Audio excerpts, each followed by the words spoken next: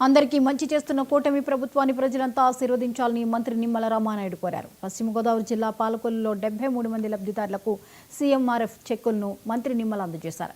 YCP 5 ఏళ్ల పాలనలో సీఎంఆర్ఎఫ్ను రద్దు చేయగా కూటమి ప్రభుత్వం పునరుద్ధరించి అమలు చేస్తోందని నిమ్మల చెప్పారు. ఎన్నికల్లో ఇచ్చిన సూపర్ 6 హామీలను అమలు చేశాం. చెప్పని అనేక సంక్షేమ పథకాలకు రూపకల్పన చేసిన చంద్రబాబు ప్రజారంజకంగా పాలన చేస్తున్నారని మంత్రి రామానాయుడు చెప్పారు. మన పాలకొల్లు నియోజకవర్గంలో ముఖ్యమంత్రి సహాయ నిధి నుంచి ఈ రోజు 34,28,398 రూపాయలు మీ అందరికీ కూడా వైద్యం చేయించుకున్నటువంటి బిల్లులకు చెక్కుల రూపంలో మీ అందరికీ కూడా అందజేయడం జరిగింది.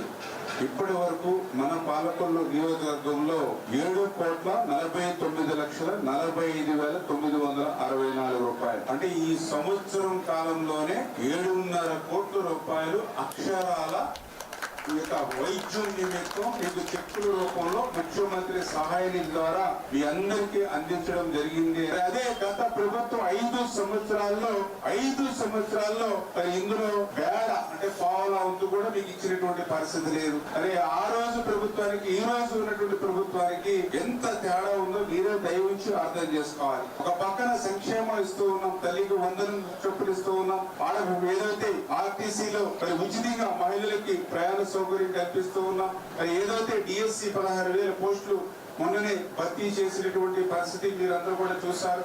3 గ్యాస్ సిలిండర్లు ఉచితంగా ఇవ్వడం మీరందరూ కూడా చూస్తూ ఉన్నారు. అదేవిధంగా అన్నదాత సుఖీభావ కింద 20,000 రూపాయలు పెట్టుబడి సాయం రైతుకి అందజేస్తూ ఉన్నాం. 5 రూపాయలకి అన్నా క్యాంటీన్ పెడుతూ ఉన్నాం. పింఛన్ చూస్తే 4,000 రూపాయలు, 6,000 రూపాయలు మీ గడప దగ్గరే వృద్ధులకి, వితంతులకి, దివ్యాంగులకి ఈ దేశంలో ఏ రాష్ట్రంలో లేని విధంగా మీకు అందజేస్తూ ఉన్నాం.